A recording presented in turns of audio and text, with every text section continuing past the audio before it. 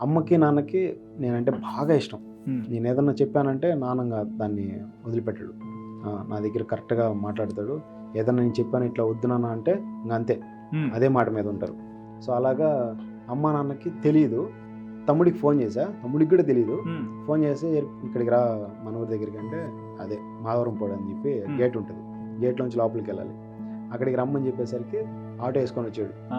Auto యేసుకొని ఇంత అర్జెంట్‌గా వెళ్తున్నాడు వీడు ఎందుకని చెప్పేసి అమ్మ రోడ్లోనే నిలబడిపోయింది వాడు వచ్చేదాకా. అయ్యయ్యో! ఓకే. అక్కడే ఉంది అమ్మ నేను వెళ్ళే టయానికి. ఆ! ఆ!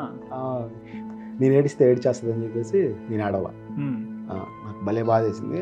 నా నేను ఎక్కువ ఎమోషనల్‌గా ఫీల్ అయితా. నాకు ఎమోషనల్‌గా ఎవరైనా ఫీల్ అయ్యారంటే అసలు టిక్‌టాక్‌లో, ఇన్‌స్టాగ్రామ్‌లో ఆడ ఈడ వీడియోలు చూస్తా ఎవరైనా తిడతా ఉండి అమ్మా నాన్నకి కనెక్ట్ అయినట్టు వాళ్ళు ఫీల్ అయ్యానంటే ఏడుపొచ్చేస్తది నాకు. ఖచ్చితంగా. అంత ఎమోషనల్ ఫీల్ అయ్యాను నేను. సో, అమ్మని చూడగానే ఏడిస్తే అమ్మ ఏడుస్తదని చెప్పేసి ఏడ్చకుండా నవ్వుతా హగ్ చేసుకున్నా.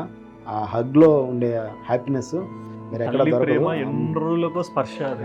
తగులుతది. మనం ఆ! యాక్చువల్‌గా ఒకసారి అమ్మ చిన్నప్పటి నుంచి మనం సాకి 1 ఇయర్ మనం నడిచే ఏది నుంచి ఇంక మనం హగ్ మిస్ అయిపోయి ఉంటాం. అవును. ఆళ్ళ ఆ హ్మ్. ఎఫెక్షన్ హ్మ్. అనేది మిస్ అయిపోయి ఉంటాం. అవును. వాళ్ళు మళ్ళీ మళ్ళీ మనల్ని అంత ఇదిగా చూడరు. అట్లా హగ్ చేసుకున్న వెంటనే అసలు తెలియని ఫీలింగ్. ఓకే. ఇంత సక్సెస్ అయ్యి, సక్సెస్‌లో వచ్చి ఆళ్ళని హ్యాపీగా చూడడం అనేది నాకు చాలా హ్యాపీగా అనిపించింది.